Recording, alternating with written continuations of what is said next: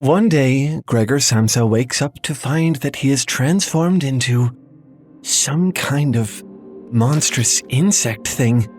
No explanation, no clear cause. He went to bed one night, and the next day, he was a different creature altogether.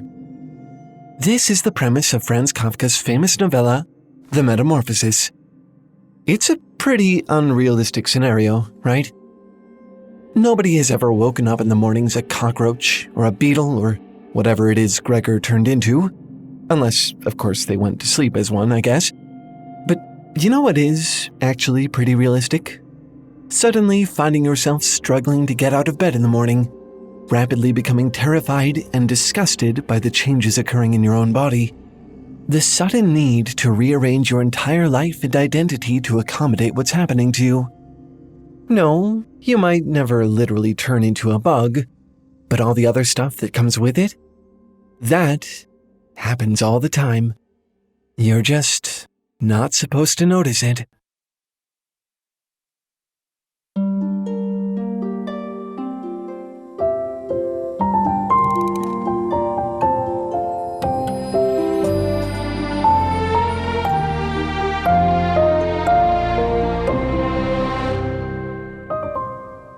Are you enjoying the video so far? I hope so. We release one of these pretty much every week, which means that after this one, you'll have to wait at least another 7 days for your next Foundry fix. Although, technically, you don't really have to. We've actually made a ton of stuff that isn't up here on YouTube, like this video about the morphology of angels and why artists always give them wings, or this one about artificial life as a magic system. We even made a whole original series called Worldsmiths about our favorite authors and the unique landscapes of their minds. And hey, if you just don't want to wait for next week's YouTube video, the truth is, it's actually already out. That's right. You can watch it right now, ad-free, along with everything else I just mentioned, over on our streaming platform, Nebula. Visit go.nebula.tv/TaleFoundry to sign up for just $2.50 a month. Or, if you join right now, you could get a lifetime membership for just $300 altogether. Pay for it just once, and then never again. It's honestly one of the cheapest and best ways to support the show. Thanks so much to everyone who checks it out. The first thing you need to know about our hero, Gregor Samsa, is that he is the ultimate dutiful son. Ever since his father's business failed some years before, he's been the sole breadwinner of the family, working tirelessly to feed himself, his parents, and his 17-year-old sister, Greta, not to mention pay off his father's debts. Gregor accepts his life as a traveling cloth salesman. It pays well, and with it he's been able to buy a very nice flat for the four of them. In fact, he's doing so well, he's even been able to pay a servant girl and a cook to help out around the place. This Christmas, he's planning on surprising his sister, who plays the violin, with a very expensive scholarship to a music conservatory. In financial terms, Gregor is pretty successful. But, of course, that doesn't mean he's happy. His job takes up most of his time and his thoughts, to the point that his mother worries about how he never goes out in the evenings. The only thing he does that even sort of counts as a hobby is cutting illustrations out of magazines and building nice little frames for them to hang on his walls. Despite the financial success, his life is already pretty sad. So when he wakes up that fateful morning as whatever he is, it doesn't really come as a shock that he barely even seems to notice. His thoughts turn almost immediately and so predictably to the usual: work. The insectoid body thing is probably just a weird dream, he thinks. He has more important things to worry about. I think this is why the most common interpretation of the metamorphosis seems to be as an allegory for capitalism, the loss of self in a grueling, dehumanizing work culture. Gregor's identity is so deeply shaped by his job and his obligations toward his family. He's so defined by his work that he struggles to even conceptualize who he is without it. For all he cares, he might as well be a bug. And don't get me wrong, that is absolutely a valid reading of the story. In fact, I completely agree with it. But I would argue that Gregor's tragedy isn't just about his loss of individuality. It's also about his loss of ability. His new disability, if you will. In cultures like Gregor's, 1910s Germany for the record, people aren't just supposed to work. It isn't just a means to an end. In these environments, working is the end in and of itself. The fact that you don't just take resources from your society but give back to it in return, that's what makes you human, what gives you, as a person, worth. So what happens if you live in a society like this and suddenly you can't do that anymore? If, no matter how much you might want to work, you simply find yourself unable to do so? What if you, say, develop a terrible illness or become gravely injured? Well, in that case, you become subhuman, in a sense. A parasite to the society that harbors you. Something like a person-sized beetle, perhaps? So, like I said, at first, Gregor isn't too concerned by his mysterious transformation. He's sure his family will know what to do. They'll get the doctor, and that will be that. Maybe they'll even think he's overreacting, and he'll be able to catch his 8 o'clock train after all. As he painstakingly turns the key to unlock his bedroom door with his new insectoid mouth, he imagines all the positive encouragement his family is about to give him. This is not, in fact, how they react. Gregor's family loves him, but they're repulsed by his new form. His mother faints the first time she sees him. His father cries. Gregor hides under a couch every time his sister comes in to give him food because she can't bear to look at him. The servant girl he'd hired, having somehow caught a glimpse of him, begs to be released from her employment. No one blames her. Eventually, to spare all those around him the trauma of laying their eyes on him, Gregor is shut in his room all day. It sounds a little cruel in the context of the story, but, we really do have precedents for almost this exact behavior in real life. There's a long history of people with disabilities being depicted as monsters, or at the very least as undesirables. If you have a shred of empathy, you probably find that concept offensive, and modern depictions of the trope usually revolve around how terrible it is, which is a heck of an improvement, certainly. But while representation of disability in media is getting better, outside of realistic dramas focusing on injury and illness, it still often glosses over some of the uglier aspects. Characters tend to have disabilities that are kind of palatable. They might be in a wheelchair or have lost a limb or an eye or even just have a badass scar across their face. They might be blind or deaf, usually blind since that provides less of a communication barrier to the audience and can be accommodated for using cool superpowers like echolocation or earthbending. Your rugged leading man might get shot and walk with a limp for the rest of the movie, but he's not going to get shot and need a colostomy bag. You're never going to find out whether Professor X has to use a catheter. Spoiler alert, he almost certainly would. Disability is full of gross, ugly, embarrassing things like this. Oozing sores, rashes, rank smells, incontinence, sexual dysfunction. These are just the things that come with the territory. And as hard as we all try not to say it, they are, from a human standpoint, all objectively repulsive. Notice, though, these aren't actually superficial problems. They don't just impact the way people see you, they affect how you see yourself, your very self-concept. As the weeks pass, Gregor grows accustomed to his new form and even begins to find some faint sense of joy crawling around the walls and ceilings with his many new legs. His sister, Greta, who has since become his main caretaker, notices this and decides to remove some furniture from his room to clear the way for him. This is a nice change at first for Gregor. a way for him to embrace his new circumstances and really take advantage of what scant shreds of happiness he can find. Until it comes time to remove his magazine clippings from the walls. It's a small thing, but they're his. He even built a little gold frame for one in particular, which he's proud of. A reminder of his one hobby before the transformation. And now that, too, is about to go away. He falls into a panic, realizing that he's ridding himself of the last shreds of his connection to his humanity, drifting further and further away from his old life, from the person he once was and never will be again. For Gregor, it's because he's turning into some kind of beetle thing. For most people, it's not so dramatic. You can't be the star basketball player if you can't hold a ball.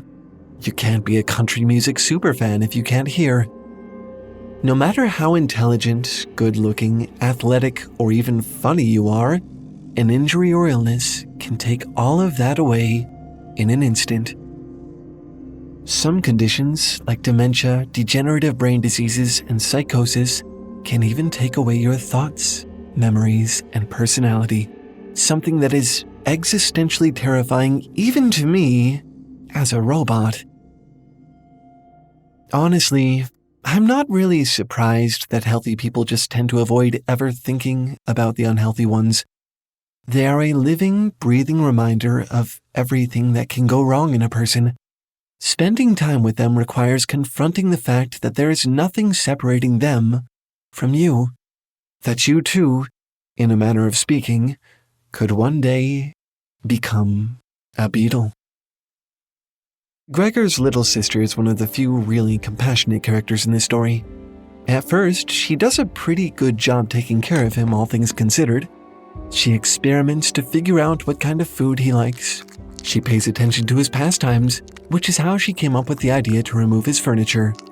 But as the months pass, she starts to resent the fact that she has to take care of him, and the amount of effort she puts in slowly dwindles down to the bare minimum. She no longer checks to see what he wants to eat, and he simply stops eating. His parents begin using the room as storage. He lives among the junk and broken furniture. One day, Gregor accidentally frightens his mother, and his father steps in to protect her, pelting Gregor with apples from across the room. He only stops when Gregor's mother begs him to, reminding him that this is still their son. Unfortunately for Gregor, one of the apples becomes lodged in his back, severely injuring him. But even then, nobody dares venture close enough to remove it. It just stays there, rotting. It's not clear whether it's the apple that makes him sick, but from that point on, his health takes a dramatic turn for the worse. He slowly loses his ability to move, and before long, even to eat.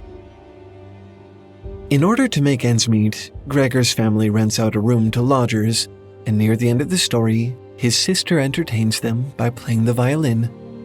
Gregor, who has been trapped in his room for months at this point, is unable to stop himself from venturing out to listen. The lodgers, of course, spot him and grow angry, saying that they will no longer pay rent, and now Greta, previously so loving and understanding of Gregor, finally snaps. The thing in the storage room, she says, can't be considered Gregor. It must have lost all lingering traces of humanity, because Gregor, she says, would have never put them all through this. He wouldn't have stuck around after his transformation. He would have left, allowing them to mourn him as if he had died. But it doesn't take a lot of effort to see the irony in this. Trying to listen to his sister play is one of the few joys he'd allowed himself in the 4 or so months since his transformation. Every other resource he had consumed had just been in the service of surviving. The reason she thinks Gregor is unbearably selfish is because she considers him just existing to be selfish. After all, he's taking and giving nothing back. He's a burden on his family. A parasite. That's kind of funny though, right? Because that's exactly how we could have described them at the story's start. Remember, Gregor was his family's sole breadwinner. He alone paid off his father's debt, bought the flat and hired the servants. When Gregor is no longer able to work, all 3 of his family members get jobs. Even his mother, who has asthma, which prevents her from doing a lot, finds a job that she can do from home. There was no reason the 3 of them couldn't have gotten jobs before. They were just content to depend on Gregor. But now that the tables are turned and he needs to depend on them, they resent him for it. Okay, at this point, you probably don't like Gregor's family very much, and I really don't either. They kind of suck, but I do have some compassion for them too, because caregiving is really hard. In real life, some people with disabilities can require round-the-clock care, and if you're not a professional, just someone taking care of a loved one, none of those hours are paid. In fact, caregivers are often isolated in a way similar to the people they care for, struggling financially, unable to meet new people or go out with friends, having to quit jobs or school. All they get in return is the continued existence of their loved one, which, to the loved one in question, may not even seem like enough. It's not surprising, then, that severely disabled people are often racked with guilt for needing care in the first place.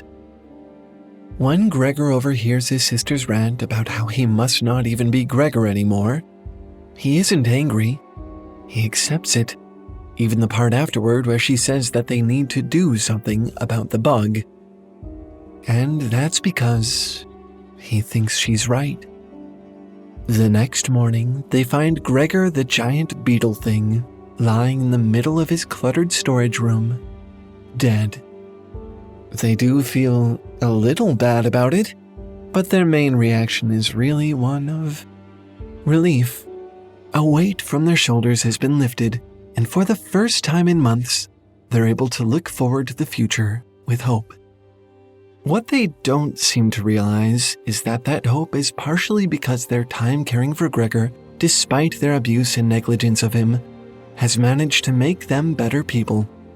They no longer rely on someone else to handle everything for them, because they've been forced to learn how to care for themselves.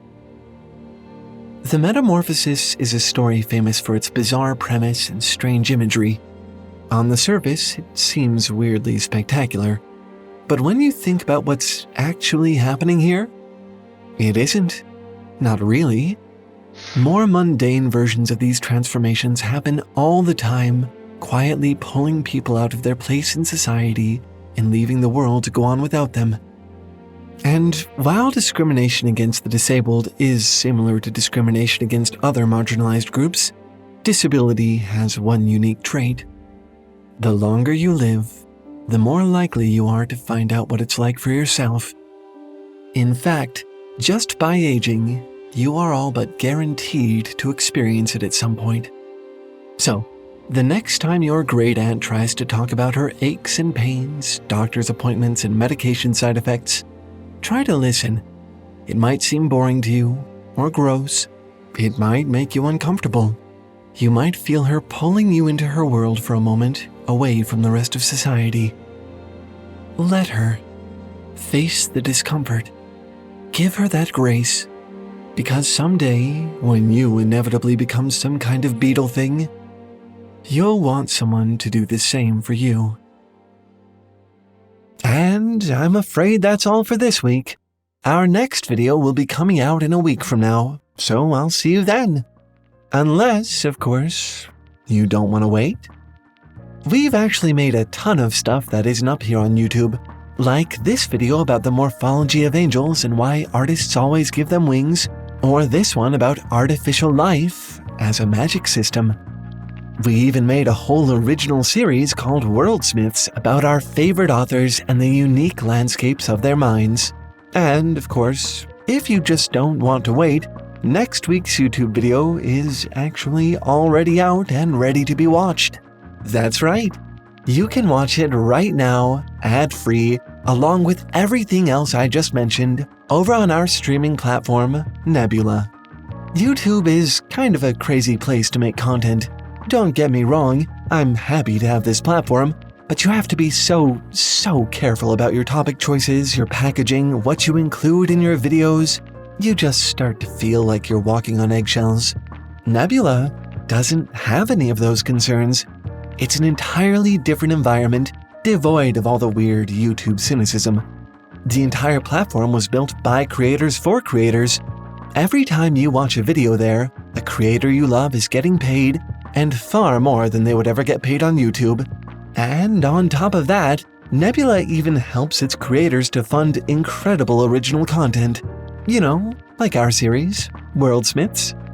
And we're not the only ones who have been busy over there.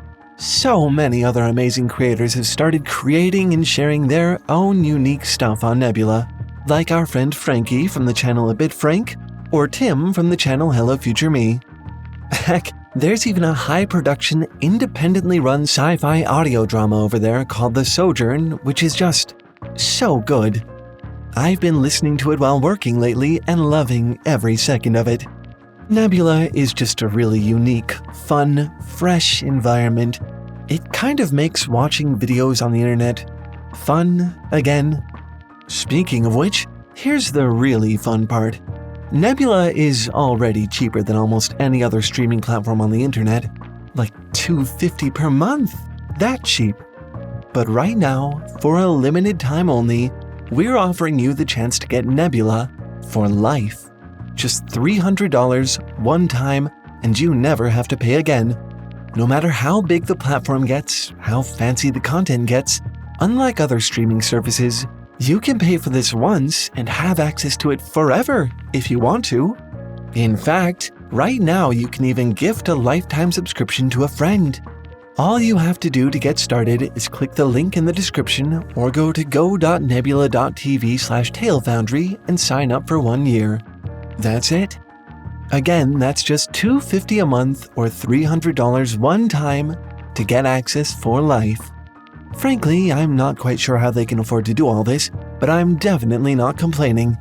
Seriously, take advantage of this offer while it's still going. I don't think any better one exists in the world of streaming. Anyway, that's all for this one. Thanks for watching and keep making stuff up. I'll see you next week. Bye!